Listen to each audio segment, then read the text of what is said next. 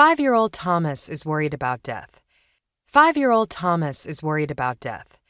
He is afraid his parents are going to die, along with his grandparents, his dog, and his best friend. "Mommy, I'm scared," Thomas says each night before bedtime. "What if you and Daddy die while I'm sleeping?" Although Thomas is in kindergarten, he's reading on a 4th grade level. He is well-liked, has lots of friends, and comes from a stable home. "I don't know why this is happening," his mother says. "He doesn't know anyone who has died. I don't allow him to watch scary movies. He's only 5. How can he already be worried about death?" After receiving a B on her last math test, 8-year-old Cassandra worries she won't get into college. "I used to get all A's, and now that I'm getting B's, I'll never get into college." Cassandra's mother is dumbfounded by her daughter's remarks. "We don't talk about college at home. I don't expect A's. I don't understand why she's worried about something 10 years from now." 11-year-old Madeline worries her parents are getting a divorce. "I heard my parents fighting last night, and I'm scared they're getting a divorce. Sarah's parents got divorced last year, and now she only gets to see her dad on the weekends."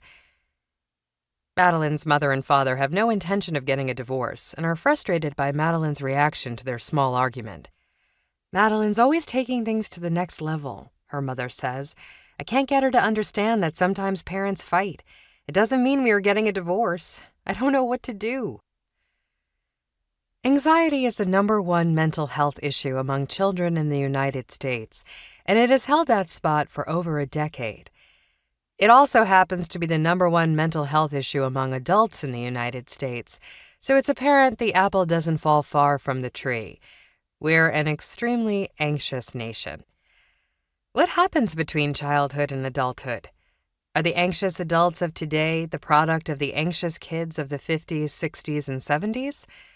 Will the anxious kids of today become the anxious adults of the future? Research tells us the human brain is more malleable in childhood, and as we grow older, our brains become less likely to change. What is relatively simple to change for a 5-year-old is difficult to change for a 55-year-old. As a psychotherapist, I see this time and time again. I might see a severely anxious 7-year-old, and after giving the parents some tools and working with the child for a short period of time, the child improves remarkably. Then I see a severely anxious middle-aged adult, and the situation looks very different. Things move much slower. Things are much harder to change. That's because the negative patterns have existed longer, and they've seeped into the cracks of everyday life.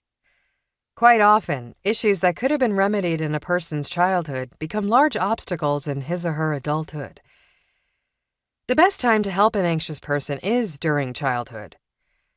Before patterns become too ingrained and self-esteem is too low, kids and their parents need the resources to turn things around.